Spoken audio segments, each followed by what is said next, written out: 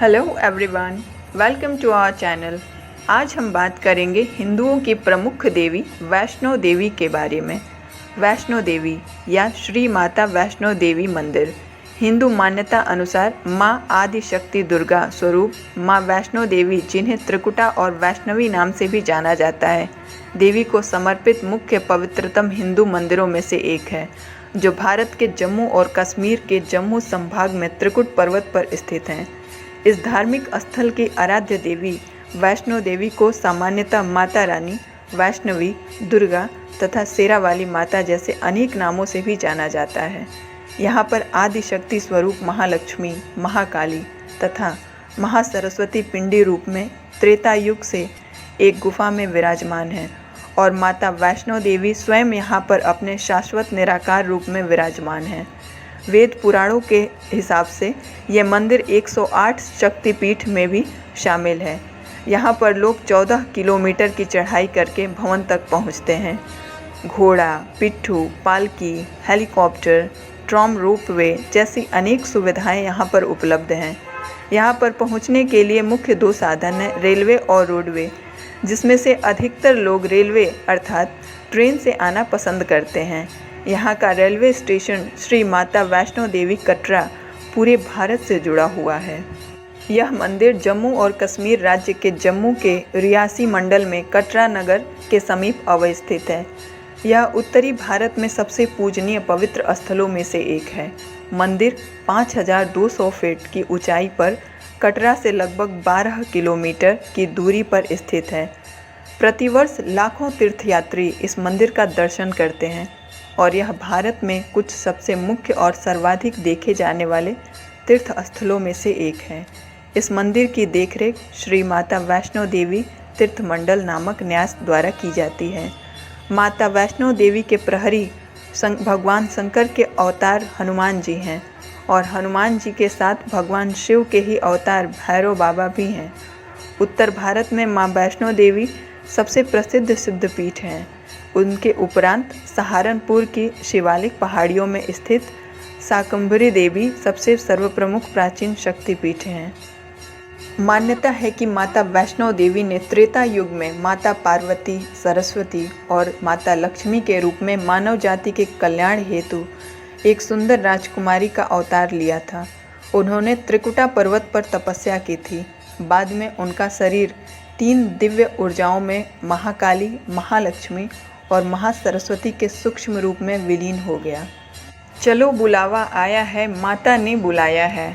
वैष्णो देवी मंदिर भक्तों की मनोकामना पूर्ण करने वाली, उनके दुखों को हरने वाली, उनकी सभी परेशानियों को समाप्त करने वाली, उन्हें संसार की सभी खुशियां प्रदान करने वाली शेरा वाली माता हैं। आदि शक्ति वैष्णो देवी माता मंदिर हिंदू धर्म के प्रसिद्ध मंदिरों में से एक है। सुंदर वादियों में बसे इस मंदिर तक पहुंचने की यात्रा बहुत ही दुर्गम है, किंतु कहते हैं ना कि पहाड़ों वाली माता के एक बुलावे पर उसके भक्त आस्था और विश्वास की शक्ति के साथ इस यात्रा को सफल करके दिखाते हैं। नवरात्रि के दौरान माता वैष्णो देवी के दर्शन की विशेष मान्यता है। इन 9 दिनों में तो जैसे इस मंदिर को एक उत्सव के रूप में मिल जाता है। देश विदेश सभी जगहों से भक्तों का जमावड़ा लग जाता है।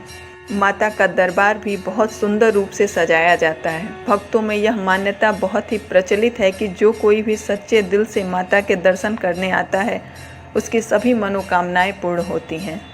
लोगों का यह भी मानना है कि जब तक माता ना चाहें, कोई भी उसके दरबार में हाजिरी नहीं भर सकता। जब उनकी इच्छा होगी, वह किसी न किसी बहाने से अपने भक्तों को अपने पास बुला लेती हैं और भक्त भी श्रद्धा भाव से दर्शन करने जाते हैं। कहते हैं यहाँ आने वाले निर्बलों को बल, नेत्रहीनों को नेत्र, विद्याहीनों को विद्या, धनहीनों को धन और संतानहीनों को संतान का वरदान प्राप्त हो जाता है। पहाड़ों वाली माता की ऐसी है महिमा। वैष्णो देवी को माता रानी, त्रिकुटा और वैष्णवी के नाम से भी जाना जाता है। वैष्णो देवी को हिंदू धर्म में देवी माँ महालक्ष्मी का ही रूप माना जाता है।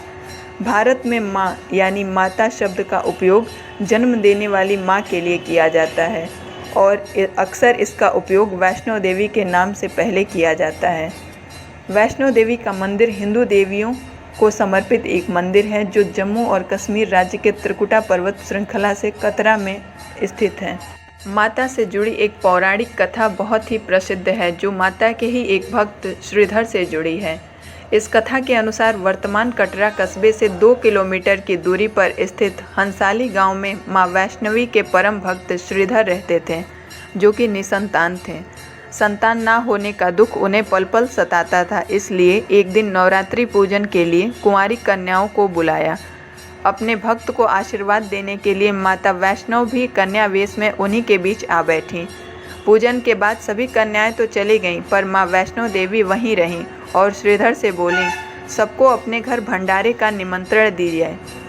श्रीधर पहले तो कुछ दुविधा में पड़ गए। एक गरीब इंसान इतने बड़े गांव को भोजन कैसे खिला सकता था, लेकिन कन्या के आश्वासन पर उन्होंने आसपास के गांवों में भंडारे का संदेश पहुंचा दिया। साथ ही वापस आते समय बीच रास्ते में श्रीधर ने गुरु गोरखनाथ व उनके शिष्य बाबा भैरवनाथ को भी भोजन का निमंत्रण दे दिया। श्रीधर के इस निमंत्रण से सभी गांव वाले अचंभित थे। वे समझ नहीं पा रहे थे कि वह कौन सी कन्या है जो इतने सारे लोगों को भोजन करवाना चाहती है। किंतु आमंत्रण के अनुसार सभी एक एक करके श्रीधर के घर में एकत्रित हुए। तब कन्या के स्वरूप में वहां मौजूद मां वैष्णो देवी ने एक विचित्र पात्र के सभी को भोजन परोसना शुरू किया। भोजन परोसते हुए जब वह कन्या बाबा भैरवनाथ के पास गई तो उसने कन्या से वैष्णव खाने के जगह मांस भक्षण और मदिरा पान मांगा, किंतु यह तो संभव नहीं था। फलस्वरूप कन्या रूपी देवी ने उसे समझाया कि वह ब्राह्मण के यहाँ का भोजन है, इसमें मांसाहार नहीं किया जाता। किंतु भैरवनाथ तो हट करके बैठ गया और कहने लगा कि वह तो मांसाहार भोजन ही खाएगा। लाख मनाने के बाद भी वह न माने। बाद में जब भैरवनाथ ने उस कन्या को पकड़ना चाहा तब माँ ने उसके कपट को जान लिया और तुरंत ही वे वायु रूप में बदलकर त्रिकुटा पर्वत की ओर उड़ चली। भैरवनाथ भी उनके पीछे भाग गया। कहते हैं जब माँ पहाड़ी में की एक गुफा के पास पहुँची तो उन्होंने हनुमान जी को बुलाया और उनसे कहा कि मैं इस गुफा में 9 माह तक जप करूँगी, तब तक आप भैरवनाथ के साथ खेलें। आज्ञा अनुसार इस गुफा के बाहर माता की रक्षा के लिए हनुमान जी ने भैरवनाथ के साथ 9 माह खेले। आज के समय में इस पवित्र गुफा को अर्धकुंवारी के नाम से जाना जाता है। कहते हैं उस दौरान हनुमान जी को प्यास लगी, तब माता ने उनके आग्रह पर धनुष से पहाड़ पर बाण चलाकर एक जलधारा निकाली और उस जल में अपने केश धोए। आज यह पवित्र जलधारा बाण गंगा के नाम से जानी जाती है।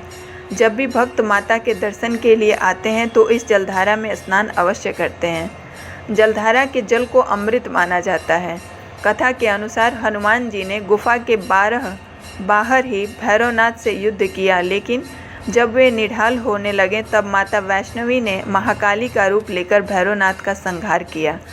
भैरवनाथ का सिर कटकर भवन से 8 किलोमीटर दूर त्रिकुट पर्वत की भैरव घाटी में गिरा। उस स्थान को भैरवनाथ के मंदिर के नाम से जाना जाता है।